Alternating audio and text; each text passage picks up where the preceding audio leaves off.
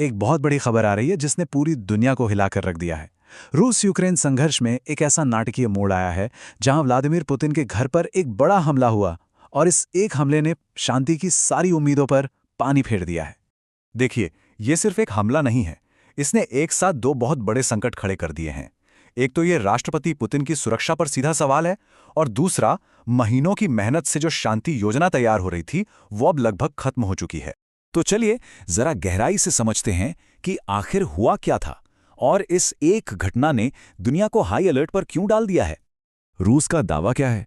उनका कहना है कि ये कोई छोटा-मोटा हमला नहीं था। व्लादिमीर पुतिन के निजी घर को निशाना बनाकर एक दो नहीं बल्कि पूरे 91 लंबी दूरी के ड्रोन से हमला किया गया। और सबसे हैरान करने वाली बात पता है क्या है? निशाना मॉस्को में क्रेमलिन यानी उनका दफ्तर नहीं था। निशाना था नोवगोरोड में पुतिन का अपना घर। ये हमला बहुत ही पर्सनल था, जो इसे और भी ज्यादा गंभीर बना देता है। और जैसे ही ये खबर आई, दुनिया के सामने दो बिल्कुल अलग अलग बातें रखी गईं।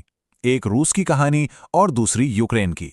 एक तरफ रूस का कहना है कि ये यूक्रेन की एक सोची समझी आतंकवादी साजिश है, वहीं दूसरी तरफ यूक्रेन इसे सिरे से खारिज कर रहा है।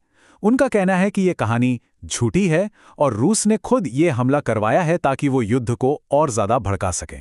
अब जाहिर है इतने बड़े हमले के बाद दुनिया भर से प्रतिक्रियाएं तो आनी ही थीं। चलिए देखते हैं बड़े ग्लोबल लीडर्स ने इस पर क्या कहा।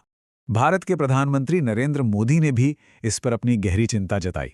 उन्होंने जोर देकर कहा कि ऐसी घटनाओं से शांति के लिए हो रही कोशिशों को बहुत बड़ा झटका लगता है।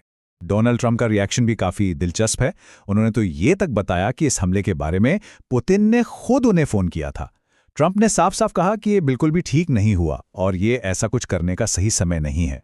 लेकिन इस हमले की असली गंभीरता समझने के लिए हमें इसकी टाइमिंग को देखना होगा। यह हमला सबसे ज्यादा गलत समय पर हुआ क्योंकि एक बहुत जरूरी शांति वार्ता बस कामयाबी के करीब थी।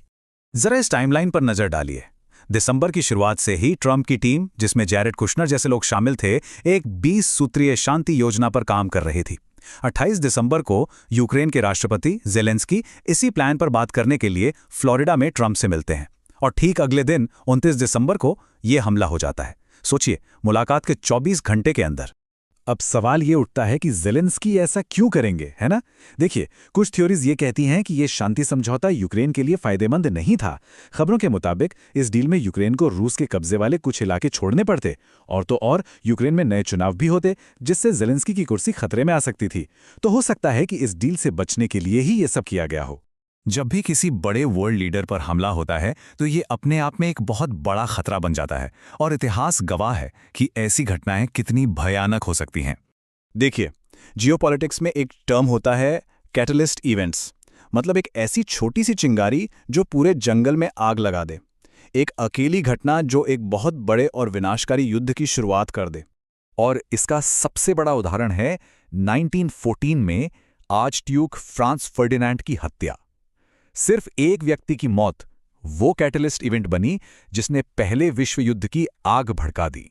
तो डर यही है कि कहीं पुतिन पर हुआ ये हमला भी वैसा ही एक कैटलिस्ट इवेंट न बन जाए, जो एक बड़े सीधे टकराव की वजह बन सकता है, शायद न्यूक्लियर वॉर तक के।